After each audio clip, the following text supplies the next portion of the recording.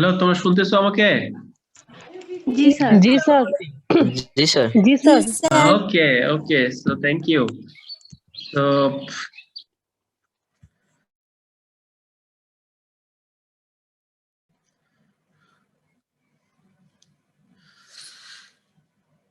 তোমরা সবাই কেমন আছো?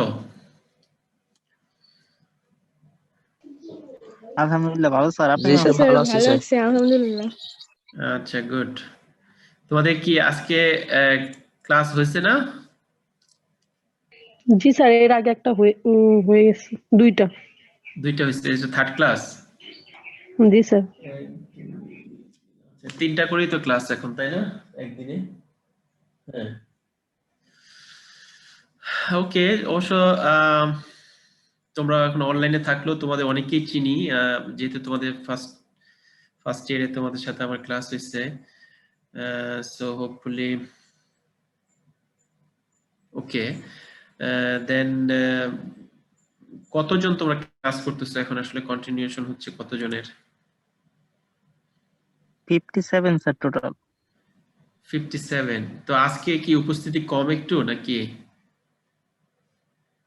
তাই না? স্যার এখন আসবে মানে এই আরো, মুহূর্তে আসবে 4-5 মিনিট মধ্যে এসে পড়বে। আচ্ছা, 39 দেখাচ্ছে এখন। হ্যাঁ, তো তো তো তো আচ্ছা, আরেকটা বিষয় হচ্ছে যে আমি ওই যে রনির সাথে কথা বলছি আজকে সকালে একবার। আমি আহ, তো মাঝখানে ভুলে গেছিলাম যে সেকেন্ড ইয়ার ফিশারিজ কারা।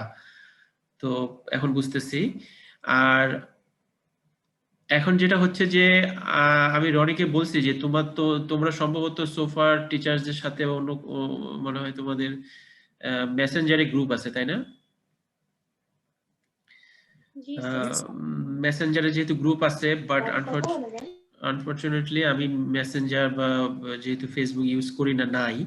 তো সুতরাং আমরা অল্টারনেটিভলি যদি পসিবল হয় যে হোয়াটসঅ্যাপে তোমরা একটা গ্রুপ ক্রিয়েট করতে পারো, হোয়াটসঅ্যাপ। হ্যাঁ, স্যার অলরেডি গ্রুপ খুলে ফেলছি, আপনাকে অ্যাড করে দিব। ওকে, ফাইন। দেন ওই গ্রুপে তোমাদের ইয়ের নাম দিয়ে তোমরা আমাকে ওখানে অ্যাড করে দাও। দেন যেটা সুবিধা হবে যে আমি ইনস্ট্যান্টলি আমার ডেস্কটপেও হোয়াটসঅ্যাপের ইয়ে খোলা আছে। দেন আমি লিঙ্কটা ক্রিয়েট হলে আমি সাথে সাথে হোয়াটসঅ্যাপে শেয়ার করলে তোমরা সবাই পেয়ে যাবে, রাইট? এক। আর দ্বিতীয় আরেকটা সুবিধা হচ্ছে যে এর মাধ্যমে আমরা কি বলবো যে সহজেই কোনো কোশ্চেন, কোনো ডিসকাশন, কোনো ধরনের কিছু আমরা করতে পারবো ইজিলি।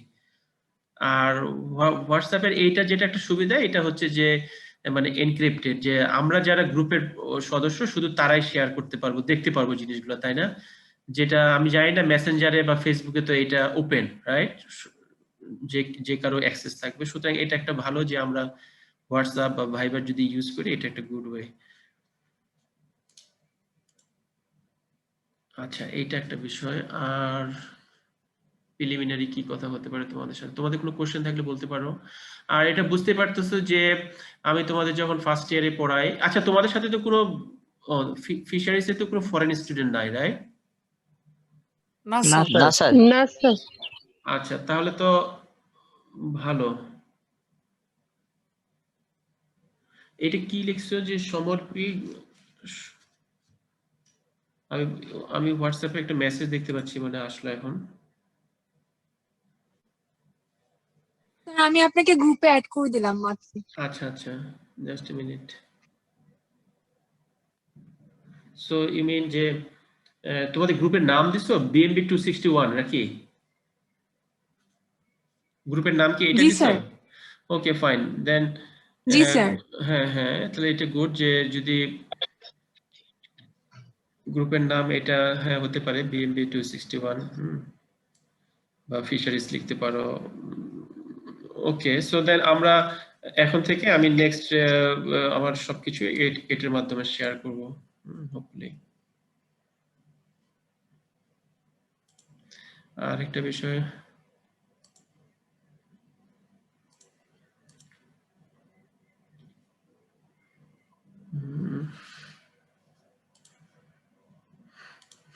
আচ্ছা, তোমাদের ফার্স্ট ইয়ারে যখন আমি পড়াইছিলাম, তো তোমাদের মনে আছে যে আমি একটা বিষয় তোমাদের বলছিলাম যে বায়োকেমিস্ট্রির দুইটা অংশ না, একটা ফার্স্ট ইয়ারে আমাদের এই যে বেসিক গুলো নিয়ে আমরা কথাবার্তা বলি, বেসিক একবারই তোমাদের যদি মনে থাকে। এখন যেটা হয়েছে তোমাদেরকে প্রিপেয়ার থাকতে হবে যে আমরা একটু ইন ডেপথে যাব, রাইট?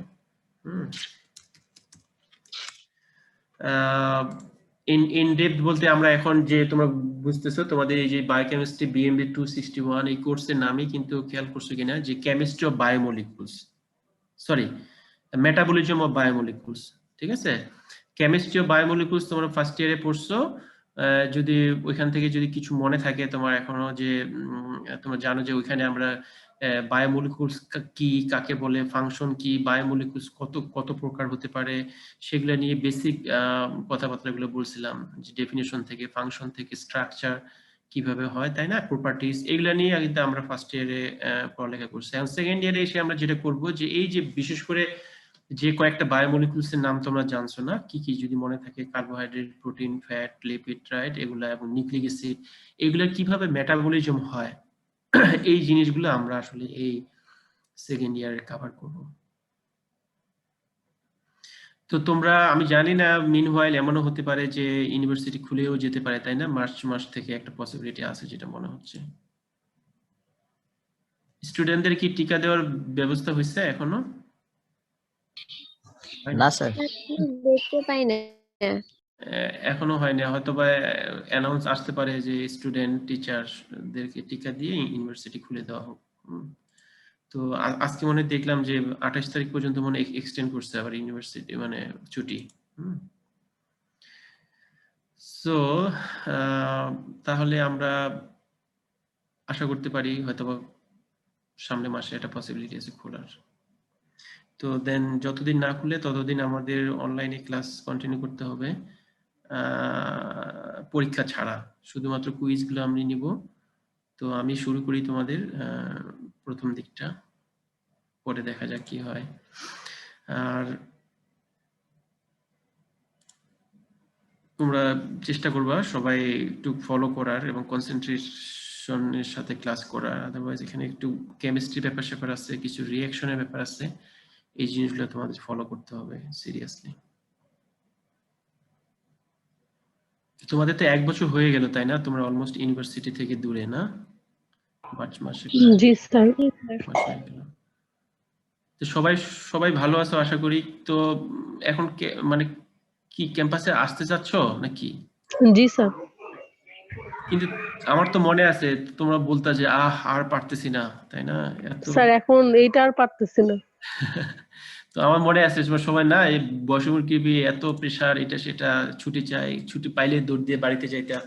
তো তো ভালোই হয়েছে না একবারই তোমাদেরকে আর অনলাইনে প্রেসার আরো বেশি। কেন? অনলাইনে কি হচ্ছে? স্যার এই যে ল্যাপটপ, মোবাইল সবসময় ইউজ করতে হয়। হ্যাঁ, সো ভালোই তো, তোমরা তো ল্যাপটপ মোবাইল নিয়ে থাকতে পছন্দ স্যার করো। এই জন্যই প্রবলেম হচ্ছে, চোখের প্রবলেম হচ্ছে, মাথা ব্যথা করে। ও আচ্ছা, সবার না মনে হয়, কয়েকজনের, তাই না? না স্যার, প্রায় সবারই এরকম সমস্যা হচ্ছে। আচ্ছা, কারণ আমি তো আগেও, আমার নিজেরও আর কি, আমি আগেও তো সবসময় বুঝবো যে কাজেই মধ্যে থাকি এবং কম্পিউটারে কাজ করি। তো আমিও এই রিসেন্টলি আমার মনে হচ্ছে আমাকে চশমা ইউজ করতে হচ্ছে, বুঝছো? এনিওয়ে, সো আমি যেটা ফিল করতেছি যে একটা চেঞ্জ আসছিল, সেই চেঞ্জ থেকে তোমরা আবার এখন আগের অবস্থায় চলে যেতে চাচ্ছ, কিন্তু তোমরা সবাই চাইতা যে একটু ব্রেক, না? এখন 1 বছর একটা ব্রেক হয়ে গেছে। এখন প্রেসার বলতে আসলে ক্লাসগুলো দেখো, প্রেসার তো আমার মনে হয় যে বুঝতে পারতেছো, ক্লাস শুরু হইলে তোমাদের যে এই 1 বছরে তো যে 3টা টার্ম মনে শেষ করছো, তাই না? নাকি 2টা? 2টা শেষ করছি স্যার, এইটা 3 নাম্বারটা। এইটা হ্যাঁ, এটা 3 নাম্বার। সো 3 নাম্বার টার্মে যদি এইভাবে যদি অর্ধেক পর্যন্ত চলে যায় বা কি হয় দেখা যাক, তারপরে কিন্তু পরীক্ষার প্রেসার শুরু হবে, না? রাইট? জি স্যার, এটাই স্যার বড় প্রেসার। হ্যাঁ, আমার মনে হয় সেটাই। এখন পরীক্ষা যদি হয় সেই ক্ষেত্রে তোমাদেরকে সেই প্রিপারেশন থাকতে হবে বা চিন্তা ভাবনা শুরু করতে হবে যে কিভাবে পরীক্ষাগুলা, কারণ আমার মনে হয় যেহেতু অনেকগুলো পরীক্ষা বাকি, সবগুলা পরীক্ষা নিতে হবে আমাদের, শেষ করতে হবে। মিনওয়াইল শুধু পরীক্ষা, আমি মনে করি যে প্রত্যেকটা পরীক্ষার আগে হয়তো বা অ্যাটলিস্ট দুই তিনটা ক্লাস যদি করা যায় না, রিভিউ করা যায় কি কি পড়ানো হয়েছিল সব মিলে, তাহলে হয়তো তোমাদের জন্য একটু সুবিধা হবে।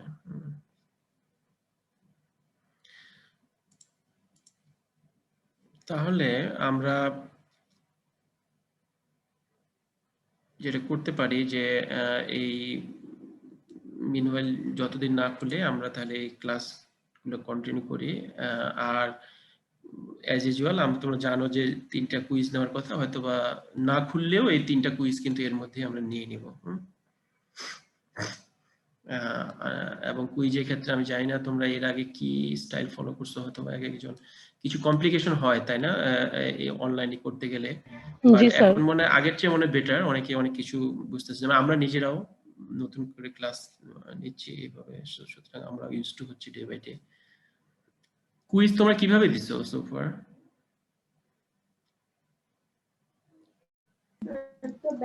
স্যার গুগল ডকে নিছে কোনো স্যারেরা, আবার হচ্ছে ফার্স্টের দিকে আমরা স্যার কোশ্চেন দিয়ে দিত, আমরা অ্যানসার খাতায় লিখে স্যারকে মেইল করতাম, এভাবেও দিয়েছি। তো এই যে মেইল করাটা এগুলো ঝামেলা না, অনেকগুলো মেইল আসবে তাই জি না? স্যার, মেইলে অনেক ঝামেলা হয়, নেটের মেইলটা তো সমস্যা হয় কারো প্রবলেম কারো। হয়। কিন্তু মেইলে যে দেখো তোমরা যদি 58 জন যদি আমাকে 58টা মেইল পাঠাও, in fact I have to check and I have to save all the mails, right? So it একটু difficult. Google doc is a good way, but Google ডকের ক্ষেত্রে যে প্রবলেমটা আমি ফিল করলাম, আমি জানি না তোমাদের ক্ষেত্রে এটা হয় কিনা, যে সামটাইমস তোমাদের মনে হচ্ছে যে পরীক্ষা শুরু হলো তখন নেট চলে গেল তাই না, তখন কি করতে হয়, আবার শেয়ার করতে হয় তাই না? জি স্যার। এটা কি কোনো ওয়ে আছে যে আমি তোমার কারেন্ট চলে গেল বা নেট চলে গেল, বাট আবার তোমরা ওই জায়গা থেকে শুরু করতে পারবা? হোয়াটসঅ্যাপে দিয়ে দিলে মেবি সমস্যা হবে না। নো, আমি মিন যে তুমি পরীক্ষা স্টার্ট করছো, ঠিক আছে, পরীক্ষা স্টার্ট করলা, দেন সাডেনলি তুমি ডিসকানেক্টেড হয়ে গেলা, তখন কি হবে? আমি ধরো 10 মিনিট সময় দিছি স্যার তখন মানে ডিসকানেক্টেড হয়ে যায়, তখন আর লিংকে ঢোকা যায় না। আবার নতুন করে দিতে হয় আর কি, আবার নতুন করে দেওয়া। দিতে হয়।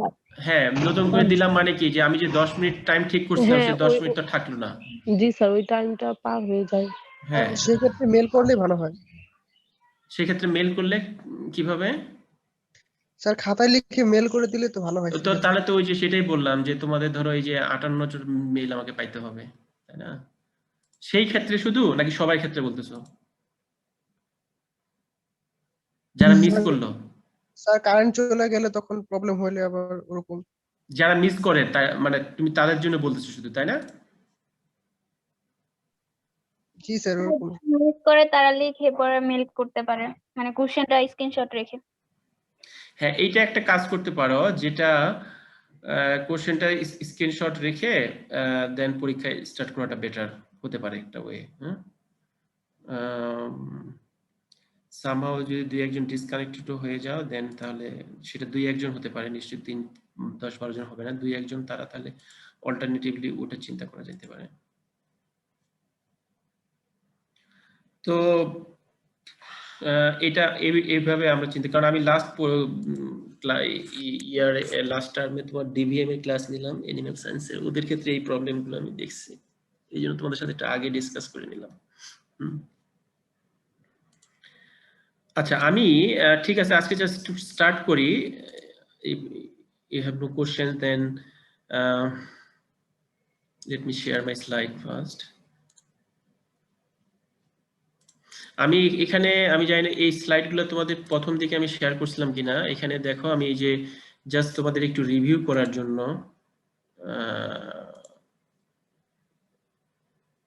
এই স্লাইডটা এখানে নিয়ে আসি, কেমন?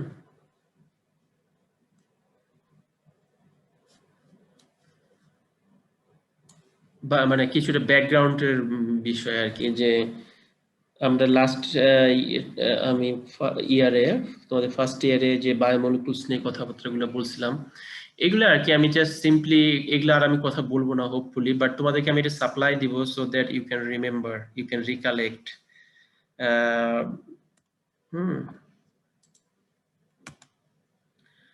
যেমন বেসিক্যালি তোমাদের মনে আছে যে আমরা কার্বোহাইড্রেট বায়োমলিকুলস এর মধ্যে 4টা মেজর টাইপস অফ বায়োমলিকুলস নিয়ে পড়ছিলাম, carbohydrates, and then proteins, and then lipid or fat, and then last one হচ্ছে নিউক্লিক অ্যাসিড। তো আমরা আসলে এই চারটার মধ্যে থেকেই পড়তে গিয়ে অনেক কিছু চলে আসে।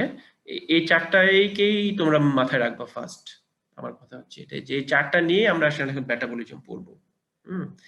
যে কিভাবে এই চারটা বায়োমলিকুলস আমাদের বডিতে সিনথেসাইজ হচ্ছে, বা লিভিং সিস্টেমে আর কি যে কোনো লিভিং অর্গানিজমের ভিতরে কিভাবে এই বায়োমলিকুলস গুলো সিনথেসিস হয় এবং কিভাবে এই বায়োমলিকুলস গুলো ডিগ্রেডেশন হয় এবং এই সিনথেসিস ডিগ্রেডেশনের সাথে কারা ইনভলভ।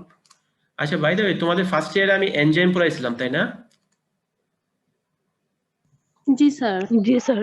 আচ্ছা, এনজাইম পড়াইছিলাম, তাহলে এটা একটা গুড থিংস যে আসলে ফার্স্ট ইয়ারে এনজাইম সম্বন্ধে ধারণা থাকা উচিত। তোমরা জানো যে এনজাইমস গুলোকে আমরা বলছিলাম কি biomolecules,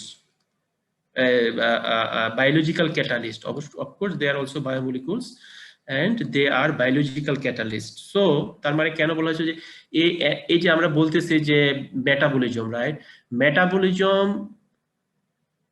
is not possible without enzymes. Metabolism মানে বুঝতেছো যে রিঅ্যাকশনস, আর বায়োলজিক্যাল সিস্টেমের all reactions they depend on enzymes. So তোমাদের মনে আছে যে এই এনজাইম গুলো আসলে কি করে বায়োলজিক্যাল সিস্টেমে যে রিঅ্যাকশন গুলো হয় সেই রিঅ্যাকশন গুলোকে ক্যাটালাইজ করে। তোমাদের যদি মনে থাকে যে একটা এনজাইম আগে সাবস্ট্রেটের সাথে একটা কমপ্লেক্স করার পর তোমার সেখান থেকে এনজাইমটা আবার সেপারেট হয়ে যায় এবং একটা প্রোডাক্ট তৈরি হয়, তাই না?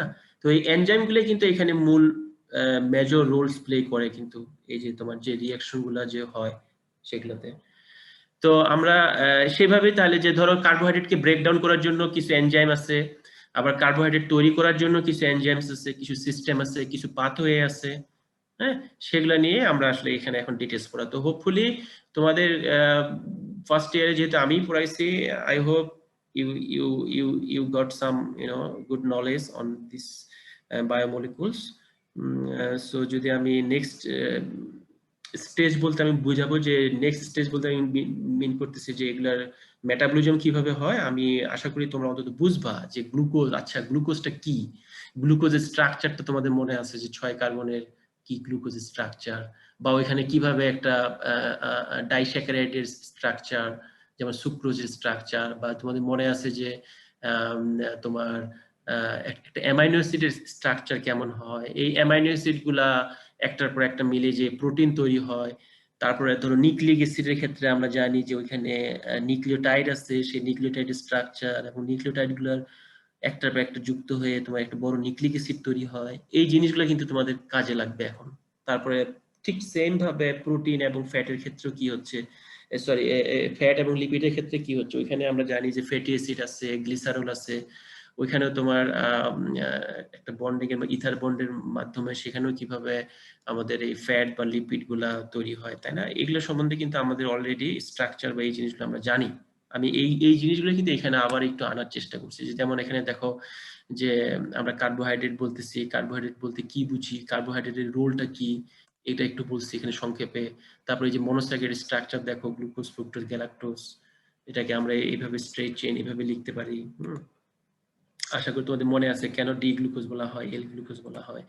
তারপরে তোমার ডাইস্যাকারাইড স্ট্রাকচার যেমন যে সুক্রোজ স্ট্রাকচার, এটা একটা রেফিনোজ স্ট্রাকচার। তারপরে পলিস্যাকারাইডের মধ্যে আমাদের মনে রাখতে হবে এটা স্টার্চের স্ট্রাকচার, এটা সেলুলোজের স্ট্রাকচার, দেখতে এরকম ছিল। তারপরে প্রোটিনের ক্ষেত্রেও দেখো এটা একটা অ্যামাইনো অ্যাসিডের কমন স্ট্রাকচার, অ্যামাইনো অ্যাসিড দুইটা মিলে একটা ডাইপেপটাইড বন্ডের মাধ্যমে, একটা পেপটাইড বন্ডের মাধ্যমে একটা ডাইপেপটাইড তৈরি হয়। এভাবে একটার পর একটা অ্যামাইনো অ্যাসিড যুক্ত হয়ে বড় বড় প্রোটিন বা পলিপেপটাইড তৈরি হয়। আমরা জানি যে টোটাল 20 স্ট্যান্ডার্ড অ্যামাইনো অ্যাসিডস আছে।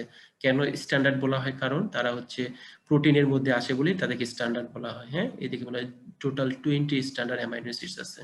এর বাইরেও কিছু অ্যামাইনো অ্যাসিড আছে, বাট সেগুলো হচ্ছে non proteinogenic amino acids because they are not present in proteins but they have other functions. ঠিক আছে? তোমরা আবার এই 20 স্ট্যান্ডার্ড অ্যামাইনো অ্যাসিডের মধ্যেই কিন্তু আছে তোমার এসেনশিয়াল এবং নন এসেনশিয়াল। ঠিক আছে? এসেনশিয়াল আমরা সাধারণত 10টা, নন এসেনশিয়াল 10টা অ্যামাইনো অ্যাসিড বলি।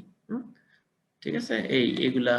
তারপরে যেমন এখানে দেখাইছিলাম যে হিউম্যান একটা ইনসুলিন, তাই না? এই ইনসুলিনের মধ্যে একটা একটা করে অ্যামাইনো অ্যাসিড গুলো এভাবে যুক্ত হয়ে, হ্যাঁ, দুইটা চেইনের মাধ্যমে কিভাবে যুক্ত হয়ে থেকে একটা ইনসুলিন মলিকুল তৈরি হতে পারে, এটাকে আমরা বলছিলাম পলিপেপটাইড। ঠিক সেম ভাবে হুইটের মধ্যে দেখো এরকম গ্লুটেনিন, হ্যাঁ, এই যে এই এগুলো দেখতেছো না, এগুলো হচ্ছে তোমার বিভিন্ন অ্যামাইনো অ্যাসিড, ঠিক আছে, যুক্ত এরকম একটা প্রোটিন মলিকিউল তৈরি করতে পারে। তারপরে লিপিডের মধ্যেও যেটা বললাম যে আমাদের অনেক লিপিডের মধ্যে গ্লিসারল আছে এবং ফ্যাটি অ্যাসিড আছে। দেখো এই যেমন এটা একটা পামিটিক অ্যাসিড একটা এক্সাম্পল, এটা হচ্ছে তোমার স্যাচুরেটেড ফ্যাটি অ্যাসিড একটা, এই লিনোলিক অ্যাসিড এটা হচ্ছে একটা আনস্যাচুরেটেড ফ্যাটি অ্যাসিড। তারপরে দেখো এখানে এই যে ফ্যাটি অ্যাসিড গুলা কিভাবে গ্লিসারলের সাথে মিলে একটা ট্রাইএসাইল গ্লিসারল তৈরি করতে পারে, ঠিক আছে। এগুলা কি তোমাদের একটু মনে পড়ে? হ্যাঁ জি স্যার। হ্যাঁ, আমি এই জন্য একটু রিভিউ করতেছি, কারণ এই যে এই জিনিসগুলো কিন্তু তোমরা মেটাবলিজমে গেলে কিন্তু স্ট্রাকচারাল এই জিনিসগুলো তোমাদের কিন্তু লাগবে। হ্যাঁ, তারপরে সেম ভাবে আমরা যখন নিউক্লিক অ্যাসিডের মেটাবলিজম পড়াবো, সেখানে নিউক্লিওটাইড বলতে আমরা কি বুঝি, এগুলো যদি আগে থেকে ধারণা থাকে তাহলে আমাদের সুবিধা হবে। নিউক্লিওটাইড কিভাবে সিনথেসিস হয়, নিউক্লিওটাইডে কিভাবে ব্রেকডাউন হয়, এই জিনিসগুলো কিন্তু আমরা এখন পড়াবো। আমি ডিটেলসে গেলাম না। তারপর নিউক্লিক অ্যাসিড স্ট্রাকচার তোমরা জানো না, একটা আরএনএ, একটা ডিএনএ, একটা ডাবল হেলিক্স, একটা সিঙ্গেল হেলিক্স। ডাবল হেলিক্সের মধ্যে কি কি থাকে, সিঙ্গেল হেলিক্সের মধ্যে কি কি থাকে, কি ধরনের নাইট্রোজেনাস বেস আছে, এগুলো আমরা জানি। এগুলো একটু রিভিউ করা। হ্যাঁ, then come to the point. Okay, what is metabolism? তাহলে আমরা এই মেটাবলিজম নিয়ে ইনফ্যাক্ট কথা বলবো তোমাদের এই টার্মে। হ্যাঁ, তো তাহলে আমাদের বুঝতে হবে what is the meaning of metabolism. Metabolism কত প্রকার। আমি আজকে ক্লাসে কয়েক মিনিটের ভিতরে তোমাদের একটা বেসিক ধারণা দিয়ে দিচ্ছি। সো আই হোপ তোমরা যদি আসলে এখন বুঝতেছো যে কনসেন্ট্রেশনের একটা ব্যাপার, তোমরা যে কনসেন্ট্রেশন ধরে রাখতে পারবে, আমি আশা করতেছি তোমাদের সমস্যা নাই, কি বলে নেটের সমস্যা নাই, বা সবাই তোমরা কনসেন্ট্রেটলি আমার ক্লাসে অ্যাটেন্ড করতেছো। আর এই তোমাদের বন্ধু বান্ধবদের একটু বলে দিবা কাইন্ডলি যে যে ক্লাসে যেন অ্যাটেন্ড যদি না করে, যদি না বুঝে, তাহলে কিন্তু আসলে তোমরা তো জানো ইনফ্যাক্ট বায়োকেমিস্ট্রি ফার্স্ট ইয়ারটা করে আসছো, সেকেন্ড ইয়ারে তো যেহেতু আমি বলেই নিছি আগে যে আরেকটু ডিটেলসে আমাদের কিন্তু যেতে হবে, যেহেতু রিঅ্যাকশনের ব্যাপার আছে, অনেকগুলা মেকানিজমের ব্যাপার আছে, যেগুলো you have to understand well, right, to go forward. So তোমাদের ফ্রেন্ডসদেরকে বলে রাখবা যে ক্লাসে অ্যাটেন্ড করে। যারা সিরিয়াস আছে তারা তো আসবে, যারা সিরিয়াস নাই তারাও যেন এখন সিরিয়াস ভাবে এটা চিন্তা করো আর কি। হ্যাঁ, আচ্ছা, এখন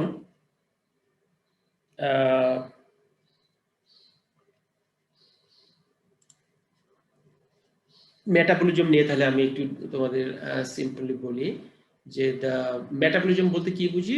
this is the entire set of enzyme catalysed transformations of organic molecules. So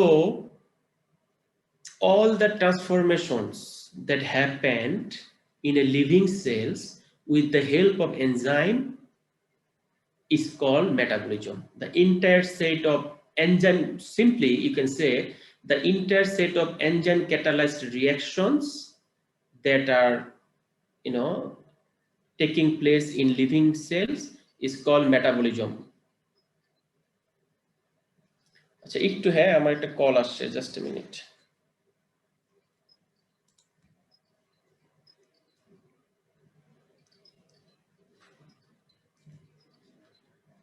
Just a minute.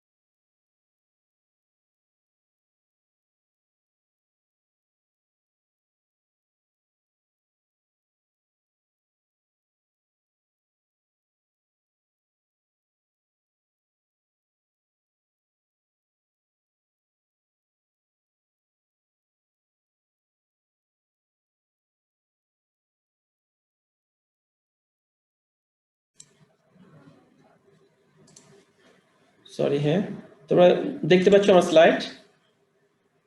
G sir. Okay, sorry, একটা কল আসছিল। ওকে, দেন so you have to understand that all the enzyme catalyst reactions that are taking place in any living organisms is called the combination of all of this reaction is simply called metabolisms. তার মানে তোমাদের এইটুকু বুঝতেছো যে আমরা যে এখন biomolecules যেগুলো আমরা জানি যে বায়োমলিকুলস গুলো এক এক ধরনের কাজে আমাদের বডিতে একটা লিভিং অর্গানিজমের ভিতরে ইনভলভ, লিভিং সেলের ভিতরে এক একটা কাজ করতেছে, তাই না? এই যে কে কিভাবে কাজ করতেছে, কে ব্রেকডাউন হলে কি লাভ হচ্ছে, বা কে সিনথেসিস হওয়াটা কেন জরুরি, কিভাবে সিনথেসিস হচ্ছে, এই সবগুলো নিয়ে ডিসকাশন করাটাই হচ্ছে তোমার মেটাবলিজম এর পার্ট। ঠিক আছে? So in fact these metabolisms enables a cell to keep living, growing and dividing. So without metabolism a cell cannot divide, it cannot grow and cannot be lived, right? So this is very important. To survive a cell, metabolism is necessary. So it is a highly coordinated process that has 4 major functions to accomplish. So আমরা এখানে নিচে আমি দেখো 4টা major function আমি এখানে বলতে যাচ্ছি যে কি উদ্দেশ্য, what is the purpose of this metabolism, and I hope you understand the meaning of highly coordinated process. Coordinated processটা কি জানো? এটা বোঝাচ্ছে যে দেখো একটা মেটাবলিজম আরেকটার সাথে কিভাবে লিংকড। ধরো কার্বোহাইড্রেটের মেটাবলিজমের সাথে কিন্তু প্রোটিনের মেটাবলিজমের লিংক আছে, বা প্রোটিনের সাথে লিপিডের মিল আছে, লিপিডের সাথে নিউক্লিক অ্যাসিডের মিল, এরকম কিন্তু all are linked to each other. That is called coordinated process. এবং এই যে একটা মেটাবলিজম বা একটা সিনথেসিস হলে আরেকটাতে কি ইফেক্ট করতেছে, বা ওইটা ব্রেকডাউন হলে ওইটাতে কি ইফেক্ট করতেছে, এই জিনিসগুলো কিন্তু টোটালটাই কিন্তু মেটাবলিজমের part, and that is why it is called highly coordinated process. And it has 4 major functions to finish, right? You see, to obtain chemical energy by capturing solar or by degrading energy rich nutrients from the environment. আচ্ছা এখানে জিনিস খেয়াল করো, আমি এখানে major একটা জিনিস চলে আসে যে তুমি যে কার্বোহাইড্রেট খাও বা প্রোটিন যে খাও এগুলো কোথা থেকে আসে? তোমরা বলতে পারো এই কার্বোহাইড্রেট কোথা থেকে আসে?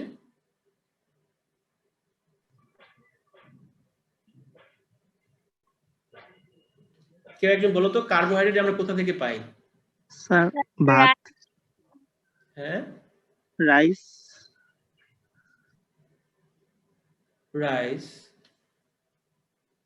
অনেক কিছু থেকে কার্বোহাইড্রেট ভুট্টা হইতে পারে, রাইস থেকে পাই আমি বুঝলাম, কিন্তু রাইসে তৈরি হয় কিভাবে এই কার্বোহাইড্রেটটা?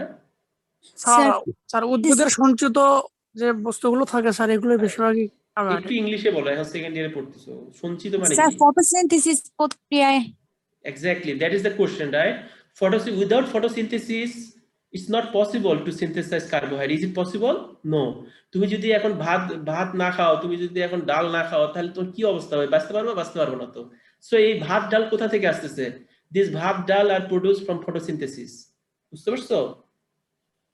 that is the start. In fact তুমি কার্বোহাইড্রেট খাওয়ার পরে আমাদের বডি বলো বা এনি লিভিং অর্গানিজম, সেটা যখন মেটাবলিজম হবে তার আগে তো আমার কার্বোহাইড্রেট তৈরি করতে হবে, তাই না? সে কার্বোহাইড্রেট তৈরির হচ্ছে অনলি ওয়ান ওয়ে, হচ্ছে photosynthesis, and that takes place in plant with the help of solar energy, right? Sunlight, right? So এই লাইট ক্যাপচার করে কেমিক্যাল এনার্জিটা আমরা পাইতে পারি, সোলার এনার্জি থেকে আমরা কেমিক্যাল এনার্জি পাচ্ছি, এবং তারপরে আবার কি degrading energy rich nutrients from the environment, এবং এনভায়রনমেন্ট থেকে আমরা যে এই যে খাবার দাবারগুলো পাচ্ছি সেগুলো আমরা ডিগ্রেড করে সেখান থেকে আমরা আবার আমাদের যে এনার্জি রিচ নিউট্রিয়েন্টস দরকার সেগুলো আমরা পাচ্ছি। So this is one of the purpose of metabolism. So তোমরা যেহেতু fisheries, I will not go for details about photosynthesis, but আমি কিন্তু এগ্রিকালচার যাদের পড়াই আমি কিন্তু তাদেরকে পড়াই যে কিভাবে কার্বোহাইড্রেটটা প্লান্টের মধ্যে তৈরি হয়, ডিটেইলসটা আমি একটু পড়ানোর চেষ্টা করি, কিভাবে সানলাইট, কিভাবে ওয়াটার এবং কার্বন ডাইঅক্সাইড ব্যবহার করে কিভাবে অক্সিজেন তৈরি হয়, এবং কিভাবে তোমার সেখানে গ্লুকোজটা তৈরি হয়। তোমরা মনে করো সরাসরি তোমাদেরকে আমি এখন গ্লুকোজ দিয়ে দিব, বাট ওদেরকে আমি পড়াচ্ছি কিভাবে গ্লুকোজটা তৈরি হচ্ছে সেটা পর্যন্ত, মানে সেটা থেকে তারপরে আসি। বাট তোমাদের আমি ওই স্টেপটা বাদ দিয়ে যাচ্ছি যে কিভাবে গ্লুকোজ তৈরি হচ্ছে সেটা আমি তোমাদের পড়াবো না, but of course this is a important mechanism and this is an important process that we all have to know, but at least you know glucose and any kinds of carbohydrates, they are produced in plants with the help of solar energy in presence of carbon dioxide, and then we take that important carbohydrate for our own need, right? So this is one of the purpose of metabolism, right? And then the second one, to convert nutrient molecules into the cells own characteristic molecules. তুমি যে carbohydrate খাচ্ছ, carbohydrate আমরা কি হিসাবে খাই বলো তো? কেউ একজন বলো কার্বোহাইড্রেট কিভাবে খাই, কি ফর্মে আমরা কার্বোহাইড্রেট খাচ্ছি প্লান্ট থেকে? Starch, right? প্লান্ট থেকে তুমি যদি পটেটো খাও কি খাবা? স্টার্চ খাবা, তাই না? কার্বোহাইড্রেট খাচ্ছ বা starch mainly, the big molecule হচ্ছে স্টার্চ, তাই না? তুমি জানো, মনে আছে যে প্লান্টের মধ্যে starch is the storage form of energy, তাই না? প্লান্ট স্টোরেজ করে স্টার্চ, সেই স্টার্চকে কিন্তু আমরা ধান বলো, রাইস বলো বা হুইট বলো বা আমরা পটেটো বলো, সেখান থেকে আমরা কিন্তু স্টার্চটা নিচ্ছি। তো এই স্টার্চটা তুমি স্টার্চ নিলা, কিন্তু তোমার তো শক্তি দরকার, তাই না? তোমার সেলের কাজকর্ম হওয়ার জন্য, তোমার বেঁচে থাকার জন্য তো ইউ নিড এনার্জি। তাহলে খেয়াল করো, স্টার্চটা কিন্তু পরবর্তীতে এনার্জিতে কনভার্ট হচ্ছে বা এনার্জি তৈরি করতেছে। তো এই যে টোটাল প্রসেসটা, স্টার্চ নেওয়ার পরে সেটা কিভাবে ব্রেকডাউন হয়ে একটা পর একটা গিয়ে কিভাবে টিসিএস সাইকেলের মাধ্যমে গিয়ে তোমার এনার্জি তৈরি হচ্ছে, সেটা হচ্ছে ইম্পর্টেন্ট পার্ট অফ আমাদের এই মেটাবলিজম, তাই না? হোপফুলি তুমি বুঝতে পারছো। কারণ কি, আমার যেটা বডির দরকার, আমি স্টার্চ নিলাম, আমার মনে করো যে একটা সেল ওয়াল তৈরি হওয়ার জন্য আমার ধরো গ্লুকোজ দরকার, রাইট? সেই গ্লুকোজটা কিন্তু এই যে আমরা স্টার্চ থেকেই পাচ্ছি, তাই না? বা আমাদের এনার্জি তৈরি করার জন্য আমার গ্লুকোজ দরকার, তাই আমরা এই যে স্টার্চটা নিলাম সেখান থেকে আমি গ্লুকোজটা তৈরি করলাম, তাই না? এই জন্য বলা হচ্ছে to convert nutrient molecules into the cell's own characteristics molecules. তারপরে যেমন তুমি প্রোটিন খাইলা, প্রোটিন খাওয়ার পরে কি হবে? সেই প্রোটিন কি সরাসরি গিয়ে আমাদের শরীরে কাজ করবে? না স্যার, কিভাবে কাজ করবে বলুন তো? এটা ব্রেকডাউন হয়ে এটা ব্রেকডাউন করে হ্যাঁ, এটা ব্রেকডাউন হয়ে অ্যামাইনো অ্যাসিড তৈরি করবে, দেন আমাদের বডির যেভাবে দরকার সেভাবে এই অ্যামাইনো অ্যাসিড গুলো থেকে সেই জায়গায় সেই প্রোটিন গুলো তৈরি হবে, তাই না? সেটা এখানে বলা হচ্ছে না, to convert nutrient molecules into the cell's own characteristics molecules. তারপর আসো to polymerize monomeric precursor into protein. So amino acid থেকে আমরা আবার প্রোটিন তৈরি করব, সেই নিউক্লিওটাইড সেই মনোমারিক প্রিকারসর থেকে নিউক্লিক অ্যাসিড তৈরি করব, লিপিড তৈরি করব আমাদের যেভাবে দরকার। যেমন ফর এক্সাম্পল প্লান্টের ক্ষেত্রে সেলুলোজ দরকার, সেই সেলুলোজ তৈরি হচ্ছে, বা আমাদের মনে করো যে গ্লাইকোজেন, তাই না? আমাদের স্টোরেজ কন্ডিশনে আমাদের গ্লাইকোজেন হিসেবে থাকবে আমাদের বডিতে, সেই গ্লাইকোজেন তৈরি হচ্ছে। আবার অন্যান্য সেল কম্পোনেন্ট যেগুলো দরকার, অনেক কম্পোনেন্ট আছে যেগুলো কিন্তু এই ছোট ছোট মলিকুল গুলো থেকে আবার এরকম বড় বড় মলিকুল তৈরি হবে, ঠিক আছে? আবার দেখো to synthesize and degrade biomolecules required in special cellular function. তারপরে আবার যে তৈরি হলো সেগুলোকে আবার তুমি ইচ্ছা করে ডিগ্রেড করতে পারবে, ডিগ্রেড করে তোমার বডির যেভাবে দরকার সেই স্পেশালিস্ট ফাংশনের জন্য তুমি মলিকুলস তৈরি করতে পারো। সেই দেখো একটা এনার্জি, মানে সোলার এনার্জি থেকে শুরু করে আমরা দেখলাম যে কিভাবে আমরা কার্বোহাইড্রেট তৈরি করতে পারি, কার্বোহাইড্রেট গুলো ভেঙে বা carbohydrate, not only carbohydrate, any kinds of biomolecules গুলা কিভাবে আমাদের সেলের প্রয়োজন অনুসারে তৈরি হবে, তৈরি হওয়ার পর তৈরি হতে পারে, আবার সেখান থেকে আবার বড় একটা মলিকুলস তৈরি হতে পারে, যেগুলো তোমার বডির যেখানে যে অবস্থায় দরকার হবে সেখানে সেই অবস্থায়। ধরো আমার চোখের জন্য আমার প্রোটিন লাগবে, একটা রোডোপসিন প্রোটিন লাগবে, সেই রোডোপসিন প্রোটিনটা কিন্তু আমার বডিতে তৈরি হবে। তো এই টোটাল জিনিসগুলো কিন্তু আসলে মেটাবলিজমের পারপাস। সো এখন একটা টার্মে দেখো যে মেটাবোলাইটস। সো এখন মেটাবোলাইটস বলতে আমরা কি বুঝবো? তোমরা তো বুঝলা যে মেটাবলিজম, সেই মেটাবলিজমের ভিতরে যা কিছু ইনভলভ সেগুলোকে বলা হচ্ছে মেটাবোলাইট। তার মানে একটা মেটাবলিক রিঅ্যাকশনের মধ্যে যে ইন্টারমিডিয়েট, আমি আশা করি তোমরা বুঝতেছো ইন্টারমিডিয়েট মানে কি, ইন্টারমিডিয়েট যে প্রোডাক্টস গুলো হয় সবগুলাকে আমরা কমনলি একটা টার্ম বলি মেটাবোলাইটস। ফর এক্সাম্পল গ্লুকোজ থেকে গ্লুকোজ 6 ফসফেট তৈরি হয়, তোমরা জানো এটা, তাই না? গ্লাইকোলাইসিসের মাধ্যমে। এই যে গ্লুকোজ 6 ফসফেট, তাহলে এই গ্লাইকোলাইসিস পাথওয়ে গ্লুকোজ 6 ফসফেট হচ্ছে একটা মেটাবোলাইট। ধরো পাইরুভেট, পাইরুভেটকে বলবো আমরা একটা মেটাবোলাইট। ক্লিয়ার? বা বা তোমার এখান থেকে যে কার্বোহাইড্রেট তৈরি হচ্ছে, ঠিক আছে, সেই কার্বোহাইড্রেটও একটা মেটাবোলাইট হতে পারে। যে প্রোটিন তৈরি হচ্ছে, সেই প্রোটিন এগুলাকেও একটা মেটাবোলাইট, মানে যা কিছু ইনভলভ একটা রিঅ্যাকশনের মধ্যে, এই সবগুলাকে আমরা কমনলি একটা টার্ম বলা হয় metabolite. So metabolites are the intermediate products of metabolic reactions catalyzed by various enzymes that naturally occur within cells. This term is usually used to describe small molecules. Metabolites are of two kinds. দেখো, একটা হচ্ছে primary metabolite আর একটা হচ্ছে secondary metabolite. Primary metabolite আমরা কোনগুলোকে বলবো? যারা সাধারণত বড় মলিকুলস গুলা, যেমন দে আর প্রাইমারি মেটাবোলাইটস এর কন্ডিশন দেখো, they must be involve in normal growth, development, reproduction and therefore present in all living organisms. So primary metabolite, they are directly involved in growth, development and reproduction, and they are of many types. They are mainly of like carbohydrates, lipids, proteins, তাহলে দেখো এই যে carbohydrate, lipid, protein এগুলোকে বলা হয় primary metabolite. কারণ তোমরা জানো carbohydrate, lipid, protein, lipid acid, they are directly involved in your growth, development and reproduction. And they are found universally in the living cells because they are the components and put a fundamental metabolic pathways or cycles such as glycolysis, Krebs cycle and Kilby cycle. So একটা sell divide করতে গেলে, একটা sell যদি grow করতে চায়, তাহলে তোমার অবশ্যই এনার্জি লাগবে। এনার্জি লাগলে তোমার গ্লাইকোলাইসিস করতে হবে, তারপরে তোমার রেপ্লিকেশন হইতে হবে, রেপ্লিকেশনের জন্য তোমার এনার্জি লাগবে, ক্রেবস সাইকেলের থেকে তোমার এনার্জি তৈরি হবে। তো এই যে সবগুলো প্রসেসের মধ্যেই কিন্তু এই প্রাইমারি মেটাবোলাইটস গুলা ইনভলভ। So মনে রাখতে হবে primary metabolites are directly involved in normal growth, development and metabolism. Okay. And secondary metabolites তাহলে আমরা কোনগুলোকে বলবো? Secondary metabolites গুলো সাধারণত আমরা প্লান্ট থেকে পাই বা অন্যান্য মাইক্রোঅর্গানিজমস থেকে পেতে পারি। They are organic compounds that are not directly involved in the normal growth, development or reproduction. মানে they are not directly involved but they can help. ঠিক আছে, they can help in you know I mean growth and development, but they are not directly involved as like as DNA is directly involved in growth, but secondary metabolites, they are not directly involved in growth, but they have some ecological functions. And secondary metabolites are usually derived from primary metabolites থেকে আসলে secondary metabolites গুলা তৈরি হয়। Secondary metabolites, they often play important role in plant defense against herbivory and other interspecific defenses. So secondary এই যে প্লান্টের মধ্যে তোমরা জানো যে প্লান্টের মধ্যে তোমরা কোনো প্লান্ট দেখো যে বিটার, কোনো প্লান্ট দেখো যে একটু মানে টক্সিক টাইপের হয়। এই জিনিসগুলা ওর ভিতরে কিছু মেটাবোলাইট তৈরি হয়, যে মেটাবোলাইট গুলা তাদেরকে বিভিন্ন মানে কি বলবো যে তোমার জীবজন্তু বলো বা মাইক্রো অর্গানিজম বলো বা ইভেন ইনসেক্ট থেকে তাদেরকে রক্ষা করবে আসলে, তাই না? তাহলে সেকেন্ডারি মেটাবোলাইট গুলা প্লান্টের মধ্যে এই পারপাজে তৈরি হয়, to provide them defence against herbivory মানে যেগুলো হার্ব খেয়ে বেঁচে থাকে যে ইনসেক্ট গুলা, তাদেরকে বলে হার্বিভোরি, রাইট?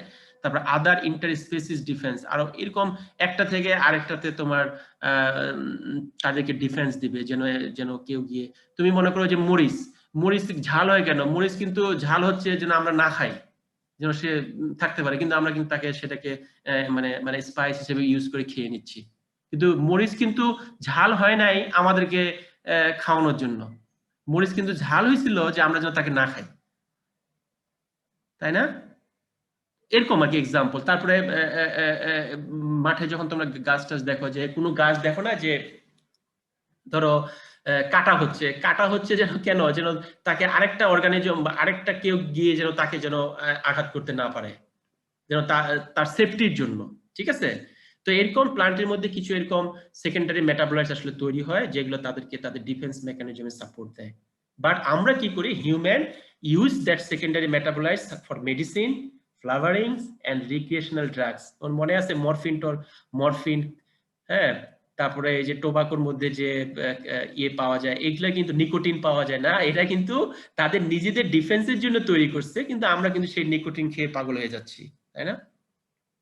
তারপরে চায়ের মধ্যে ক্যাফিন, এই যে ক্যাফিন, কফি, হ্যাঁ, এই জিনিসগুলো কিন্তু তাদের নিজেদের প্রোটেকশনের জন্য বা নিজেদের ডিফেন্স মেকানিজমের জন্য তৈরি করে, কিন্তু আমরা সেগুলোকে আমাদের নিজেদের পারপাজে ইউজ করতেছি।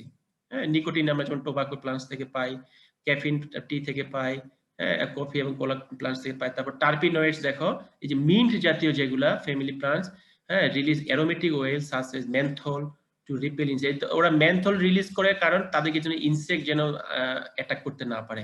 আর আমরা সেই মেন্থল কি কাজে লাগাচ্ছি দেখছো। তারপরে ফেনোলিক কম্পাউন্ড, যেমন তারা ফাঙ্গাল অ্যাটাক থেকে নিজেদেরকে রক্ষা করার জন্য প্লান্টস এই ধরনের ফেনোলিক কম্পাউন্ডস তৈরি করে, enable them to mount a complex defense response। ঠিক আছে, তো আমরা জানলাম না যে প্রাইমারি মেটাবলাইজ বলতে বুঝতেছি তারা ডিরেক্টলি ইনভলভ। তাহলে দেখো এই যে সেকেন্ডারি যে মেটাবলাইজ গুলো তোমরা দেখলা, দে আসলে সাপোর্ট দিচ্ছে তাদের গ্রোথ বা ইয়েতে, যেন তারা বেঁচে থাকে, সার্ভাইভ করতে পারে। ইকোলজিক্যাল মানে বুঝো যে এনভায়রনমেন্ট সিস্টেমে যেন তারা বেঁচে থাকতে পারে, এই জন্য বলা হচ্ছে ইকোলজিক্যাল ফাংশন, তাই না। তারপরে বিভিন্ন জন্তু জানোয়ার পশু পাখি থেকে তারা যেন রক্ষা পায়, সেই পারপাজে কিন্তু সেকেন্ডারি মেটাবলাইট গুলা সিনথেসিস হয়। আর আমরা তখন কি করি, সেগুলাকে আমাদের বিভিন্ন মেডিসিনাল পারপাজে, রিক্রিয়েশনাল ড্রাগ বা ফ্লাওয়ারিং হিসেবে ইউজ করি। So this are two major types of metabolite. তো আমরা জানলাম মেটাবলাইট কি, মেটাবলাইট কত প্রকার হতে পারে, প্রাইমারি এন্ড সেকেন্ডারি, এবং এক্সাম্পল সহ জানলাম। এখানে আমি আবার একটু সংক্ষিপ্ত করে দিচ্ছি, দেখো দুই রকম বলতে পারি আমরা, প্রাইমারি সেকেন্ডারি। প্রাইমারি ভিতরে এইগুলা, সেকেন্ডারি ভিতরে alkaloids, phenols, steroids, essential oils, lignins, এগুলো হচ্ছে তোমার secondary metabolites. And they are directly involved in growth, but they are mainly produced for defense purposes. I hope you understand. And এখানে আমি একটু পার্থক্য তোমাদের দেখাইছি, দেখো প্রাইমারি মেটাবলাইটস এবং সেকেন্ডারি মেটাবলাইটস এর মধ্যে পার্থক্য কি, what is the meaning of primary metabolites? The metabolism products that are produced during the growth phase of an organism in order to perform physiological functions, supports in overall development of the cell are called primary metabolites. এখানে আরো clearly বলা হয়েছে যে primary metabolites কারা। They are directly involved in the growth phase of organisms to perform various physiological functions and support their overall development. They are called primary metabolites. On the other hand, secondary metabolites, they are mainly produced from the primary metabolism or primary metabolites. They are synthesized after the growth phase has been completed. মানে growth phase হওয়ার জন্য যা যা লাগবে সেগুলো নেওয়ার পর বাকি পরবর্তীতে তারা তৈরি হয়, and they are important in ecological and other activities of the cell are known as secondary metabolites. এদেরকে also they are called trophophase and they are called idiophase, and it occurs at the growth phase, but they are produced in the stationary phase. আসলে একটা সেলের যখন divide হয় না, তার বিভিন্ন phase গুলো আছে, তার ভিতরে স্টেশনারি ফেজে তৈরি হয় তোমার এই সেকেন্ডারি মেটাবলাইট গুলো। Production, these are produced in large quantities and their extraction is easy. তোমরা জানো যে প্রোটিন, কার্বোহাইড্রেট তো অনেক বড় পরিমাণে এবং অনেক বড় মলিকুল, এগুলোকে এক্সট্রাকশন করা খুব easy. On the other hand, they are produced in very small quantities. For example, এই যে নিকোটিন, এগুলো কিন্তু খুব অল্প পরিমাণে কিন্তু প্লান্টের মধ্যে সিনথেসিস হয়, so their extraction is very difficult. Occurrence, same in every species, which means they produce the same products. Varies in different species, একটা স্পিসিস থেকে আরেকটা স্পিসিসে কিন্তু তারা ভ্যারি করবে। কিন্তু তুমি কার্বোহাইড্রেট, প্রোটিন, ফ্যাট এগুলো কিন্তু সবগুলো কিন্তু একই জিনিস, তাই না। প্লান্টও যে কার্বোহাইড্রেট যেভাবে তৈরি হচ্ছে, আমাদের ভিতরে কিন্তু সেটা কিন্তু তোমার সেম। আমরা যদি এখানে এসে যদি তোমার ইয়ে করি, জাস্ট স্ট্রাকচার এটা ডিফারেন্ট, কিন্তু এই সেকেন্ডারি মেটাবলাইটস গুলো একটা প্লান্টে আছে, দেখা হলো আরেকটা প্লান্টে অন্যরকম, এগুলো কিন্তু ভ্যারি করবে। Importance দেখো, they play a significant role in growth, development and reproduction, and they usually support the cell in sustaining their life for long duration. তারা ডিফেন্স মেকানিজমে যেতে হেল্প করে। And examples দেখো, vitamins, carbohydrates, proteins, lipids are examples of primary metabolites. Phenolics, steroids, essential oils, and they are some examples of secondary metabolites. ঠিক আছে, আচ্ছা তারপরে আসো, তাহলে আমরা জানলাম মেটাবলিজম কাকে বলে, মেটাবলিজমের পরে আমরা দেখলাম মেটাবলাইটস কাকে বলে, মেটাবলাইটস দুই ধরনের, প্রাইমারি সেকেন্ডারি, সেটা জানলাম। এখন আসো যে এই যে মেটাবলিজম গুলা থেকে একটা কথা আসতেছে, মেটাবলিক পাথওয়ে, তাই না। মেটাবলিক পাথওয়ে তুমি ওকে বুঝতে হবে যে মেটাবলিক পাথওয়ে, যেমন এটা পড়ার আগে আমরা জেনে নিই, যেমন গ্লাইকোলাইসিসকে আমরা বলতেছি একটা মেটাবলিক পাথওয়ে, তা তোমরা বুঝলা এখন, তাই না। মেটাবলিক পাথওয়ে বলতে আমি কি বুঝাতে চাচ্ছি, entire sequence of steps involved to convert a precursor into a product is called metabolic pathway. For example, glucose থেকে পাইরুভেট তৈরি হচ্ছে, যে এন্টায়ার পাথওয়েটা, এই পাথওয়েটাকে বলা হচ্ছে একটা metabolic pathway. there is a very large number of metabolic, আমাদের বডিতে বা লিভিং সিস্টেমে অনেক মেটাবলিক পাথওয়েস আছে। এখানে যেমন কয়েকটা মোস্ট কমন এখানে আমি দেখাইছি, দেখো যেমন কার্বন ফিক্সেশন অর ফটোসিনথেসিস, এটা কিন্তু প্লান্টের মধ্যে যেটা হয়, তাই না, এটা কিন্তু একটা মেটাবলিক পাথওয়ে। সেই কার্বন ডাইঅক্সাইডটা কিভাবে কার্বোহাইড্রেটে কনভার্ট হচ্ছে, গ্লুকোজে কনভার্ট হচ্ছে, টোটাল পাথওয়েটা কিন্তু একটা মেটাবলিক পাথওয়ে। তারপরে গ্লাইকোলাইসিস, গ্লুকোজ ব্রেকডাউন হয়ে কিভাবে এটিপি তৈরি হচ্ছে, এটা কিন্তু একটা কিভাবে সেখান থেকে পাইরুভেট হচ্ছে, আসলে গ্লুকোজ অক্সিডেশন হয়ে মেনলি পাইরুভেট তৈরি হয়, তারপরে এটিপি হয়। এটিপিটা আসলে হয় তোমার এই জায়গায়। তো এই যে গ্লাইকোলাইসিসের মাধ্যমে কিভাবে গ্লুকোজ থেকে পাইরুভেট তৈরি হচ্ছে, এই যে পাথওয়েটা, এটা একটা তোমার একটা মেটাবলিক পাথওয়ে। তারপর টিসিএ সাইকেল বা সাইট্রিক অ্যাসিড সাইকেল, বা এটার নাম হচ্ছে ক্রেফ সাইকেল। এখানে কিভাবে এসিটাইল কোয়েট অক্সিডেশন হয়ে কিভাবে তোমার এটিপি এবং অন্যান্য জিটিপি অন্যান্য ইন্টারমিডিয়েট গুলো তৈরি হয়, এই প্রসেসটাকে বলা হচ্ছে টিসিএ সাইকেল, এবং এটা একটা metabolic pathway. Pentose phosphate pathway, এর মাধ্যমে যেটা হয় পেন্টোজ তৈরি হয় এবং সেখান থেকে কিছু রিডিউসিং পাওয়ার তৈরি হয়, যেমন NADPH এবং এটিপি, সেগুলো আসলে অনেক অ্যানাবলিক রিঅ্যাকশনে কাজে লাগে। অ্যানাবলিক, আমি আসতেছি অ্যানাবলিকটা কি। তারপর আছে ফ্যাটি অ্যাসিড অক্সিডেশন। এই ফ্যাটি অ্যাসিড অক্সিডেশনে টিসিএ সাইকেলের মাধ্যমে গিয়ে কিভাবে এনার্জি তৈরি হয়, সেটাও ইম্পর্টেন্ট। গ্লুকোনিওজেনেসিস হচ্ছে যে প্রক্রিয়ার মাধ্যমে গ্লুকোজ তৈরি হয়। আবার আমরা জানি গ্লাইকোলাইসিসে গ্লুকোজ তৈরি ব্রেকডাউন হয়, আর গ্লুকোনিওজেনেসিসে গ্লুকোজটা আবার তৈরি হয়। তো কিভাবে হয় সেটা আমরা যে প্রসেসের মাধ্যমে আলাপ করি, সেটার নাম হচ্ছে তোমার গ্লুকোনিওজেনেসিস পাথওয়ে। গ্লাইকোজেনেসিস নাম দিয়ে হয়ে যাচ্ছে, গ্লাইকোজেন ব্রেকডাউন যেটা, সেটা হচ্ছে তোমার যেখান থেকে তোমার গ্লাইকোজেনেসিস মানে হচ্ছে গ্লাইকোজেন তৈরি হয় গ্লুকোজ থেকে, সেটা হচ্ছে গ্লাইকোজেনেসিস, যার মাধ্যমে আসলে ওই যে গ্লাইকোজেন তৈরি হয়ে আমাদের লিভারে স্টোরেজ হয়। তারপরে গ্লাইকোজেনোলাইসিস, আবার গ্লাইকোজেন ভেঙে কিন্তু আবার গ্লুকোজ তৈরি হতে পারে, তাই না? সেটার নাম হচ্ছে গ্লাইকোজেনোলাইসিস। তাই আমরা আসলে আমাদের মেটাবলিজম পড়ার সময় কিন্তু এই সবগুলো পাথওয়ে নিয়ে কিন্তু আমরা পড়বো। এই জন্য আমি এখানে একটা ব্রিফলি তোমাদের আইডিয়া দিয়ে দিলাম। এগুলো নিয়ে আমরা ডিটেলস পড়বো হচ্ছে এই মেটাবলিজমের মধ্যে। আমি এটা দিয়ে এখন আসলে শেষ করব। দেখো যে তোমরা বুঝতেছো যে ক্যাটাবলিজম এন্ড অ্যানাবলিজম, মেটাবলিজমকে দুই ভাগে ভাগ করা হয়, ক্যাটাবলিজম এন্ড অ্যানাবলিজম। এন্ড তোমরা জানো যে ক্যাটাবলিজম মানে মনে রাখবা কাটা, তাই না? ক্যাটাবলিজম মানেই হচ্ছে breakdown. This is called degradative phase of metabolism, in which the organic nutrient molecules, for example carbohydrate, protein, fats, they will be converted into smaller and simpler end products, যেমন lactic acid, carbon dioxide, ammonia ইত্যাদি। তাহলে catabolic pathways release energy, some of which is conserved in the form of ATP and NADH or NADPH. তাহলে I'm sure, I hope you all understand the meaning of catabolism, right? So catabolism is one of the degradative phase of metabolism, who is involved for the degradation of larger molecules like these carbohydrates, protein, fats into smaller molecules, into lactic acid, carbon dioxide, ammonia, to produce energy. They are mainly conserved in the form of ATP or NADPH or GTP, right? And so anabolism, this is the opposite of catabolism. So this is the biosynthesis phase of metabolism, in which small precursor molecule, for example now this carbon dioxide, ammonia or other molecules will be converted into carbohydrate and protein or fat ityadi, ঠিক আছে? And ঠিক opposite. So in this case, in case of catabolic reactions, catabolic pathways, energy is produced, but here energy is required. So you have to remember what is the difference between catabolism and anabolism. This is the degradative phase, this is the biosynthesis phase. It releases energy, but it requires energy, and it converts the larger molecule into simpler molecules, but it synthesizes the larger molecule from the simpler molecules ইত্যাদি ইত্যাদি, তাই না? এগুলো হলো anabolism. যেমন এইটা দেখলে তুমি বুঝতে পারো। দেখো অ্যানাবলিক রিঅ্যাকশনে কি হয়, দেখো এই এনার্জি, এই স্মলার মলিকুলগুলা এনার্জির সাহায্যে বড় মলিকুলে তৈরি হচ্ছে, আর ক্যাটাবলিজমে কি হচ্ছে, লার্জার মলিকুল থেকে স্মল মলিকুল তৈরি হচ্ছে আর এনার্জি রিলিজ হচ্ছে, তাই না? Just opposite. I hope this is the the picture that gives you the complete scenario of metabolism. ঠিক আছে? আবার এখানে আবার একটু করে দেখাচ্ছি। দেখো দেখো এখানে কি হচ্ছে, দেখো এই যে কেমিক্যাল এনার্জি, এই যে এটিপি, এডিপি, ফসফেট, NAD, এগুলা কি করতেছে, দেখো যখন energy containing molecules, carbohydrate, fat, protein গুলা যখন ব্রেকডাউন হয়ে এই যে এরকম স্মল মলিকুলে তৈরি হচ্ছে না, তৈরি হওয়ার সময়ে এইখান থেকে এই ব্রেকডাউনটাই হেল্প করতেছে এডিপি থেকে এটিপি তৈরি করতে। NAD প্লাসটা তৈরি হচ্ছে NADPH, NAD FAD তৈরি হচ্ছে FADH2। তার মানে এখান থেকে এনার্জিটা এই ফর্মে কনজার্ভ হচ্ছে। তাহলে ব্রেকডাউন হলে এই ঘটনা ঘটবে।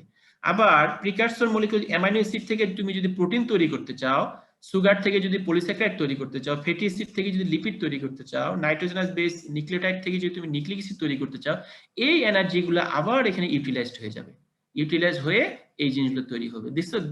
This is the process. Breakdown হলে এই ঘটনা ঘটবে, আবার সিনথেসিস হলে এই ঘটনা ঘটবে। So a entire process, right? That is why it is called a highly coordinated process. Metabolism is a highly coordinated process.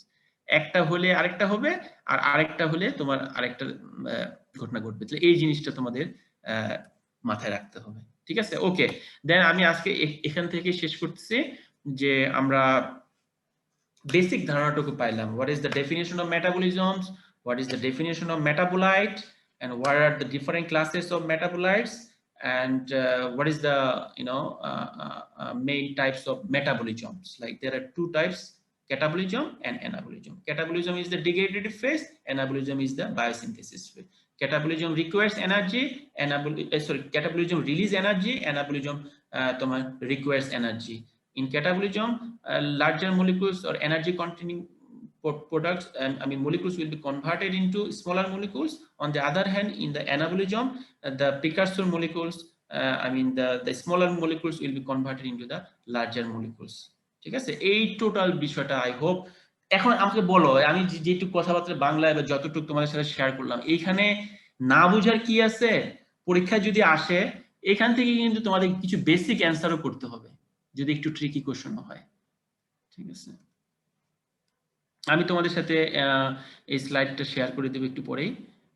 সেটা আমি তোমাদের যে গ্রুপটা তোমরা আমার সঙ্গে শেয়ার করছো, যে গ্রুপে হোয়াটসঅ্যাপে, সেখানে আমি শেয়ার করে দিলে তোমরা নিজেদের মতো করে ডাউনলোড করে নিবা। তেমন? Okay sir.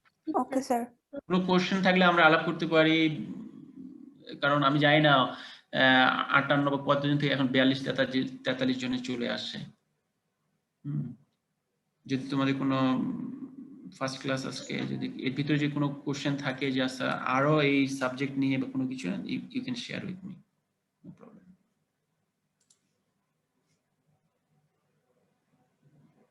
জান্নাতুন বুশরা, কিছু বলবা? না স্যার। আমি এইটুক যে পড়াইলাম এইটুক বুঝছো আজকে এখন? জি স্যার। জি স্যার। বুশরা বুঝছে কিনা? আমি তো আলামিনকে জিজ্ঞেস করিনি। জি স্যার। রনি কই? রনি কি অবস্থা? জি স্যার। ঠিক আছে তুমি? জি স্যার। বুঝছো নেটওয়ার্ক ঠিক ছিল? হ্যাঁ স্যার, নেটওয়ার্ক ঠিক ছিল আজকে। আচ্ছা, মাঝে মাঝে ডিস্টার্ব করে? বগুড়ায় তো তোমার সমস্যা হওয়ার কথা না? না স্যার, আমি যখন গ্রামে যাই তখন একটু প্রবলেম হয় স্যার, বাইরে বসে ক্লাস করতে হয়। তুমি থাকো কি গ্রামে নাকি কোথায়? স্যার দুই জায়গায় থাকি, কখনো গ্রামে কখনো শহরে। তো কি দরকার গ্রামে যাওয়ার? এখন তো ক্লাস করতে হবে, শহরেই থাকো না। তার মানে তুমি গ্রামে গিয়ে যদি তুমি এই সমস্যায় পড়ো, তাহলে কিন্তু এই জন্য উই আর নট রেসপন্সিবল। তোমাকে গ্রামে যেতে বলছে কি? এখন কত যাবার গ্রামে? গ্রামে তো বহুত কিছু। অর্পিতা তুমি কোথায়? অর্পিতা কোথায় তুমি? অর্পিতা গুহা? জি স্যার, বুঝতে পারছি, আমি কুষ্টিয়াতে স্যার, শহরে। একটু ঘোরাঘুরি হচ্ছে বেশি মনে হয় নাকি? না স্যার, আমি বাসাতেই আছি। এই যে একটা ছবি দেখতে পাচ্ছি, তুমি মানে ঘুরতেছিলা কোথাও?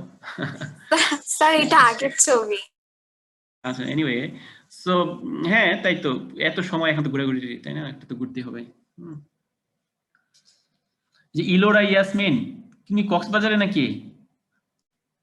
না স্যার, রংপুরে। আচ্ছা, ঠিক আছে। তো না, ক্লাস করতে হবে ইলোরা, তাই না? যদি বুঝতে চাও বায়োকেমিস্ট্রি, নাহলে কিন্তু বিপদে পড়বা, পরীক্ষা দিতে হবে কিন্তু। জি স্যার। মনোযোগ দিয়ে ক্লাস করবা, না বুঝলে জিজ্ঞাসা করতে পারো, যতটুকু সম্ভব ক্যাপচার করার চেষ্টা করবা ক্লাসের সময়। বাকিটা সময় যেহেতু আমি আর ফার্দার অন্য কোনো কিছু মানে কোনো নোটস দিব না, আমি স্লাইডের ভিতরে যা কি সবকিছু থেকে যাবে আর কি। হ্যাঁ, খেয়াল করছো মনে হয়, এই আর কি।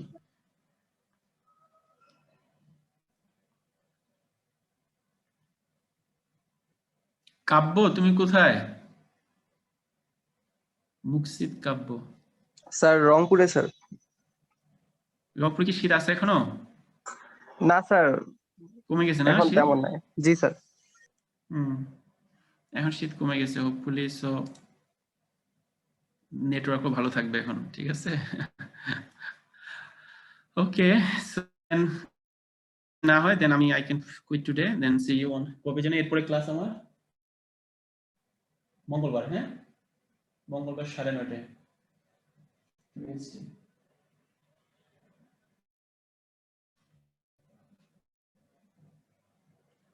ঠিক আছে তাহলে, বাই বাই এভরিওয়ান। আসসালামু আলাইকুম স্যার। আসসালামু আলাইকুম। Bye bye. আসসালামু আলাইকুম স্যার। ওয়ালাইকুম আসসালাম।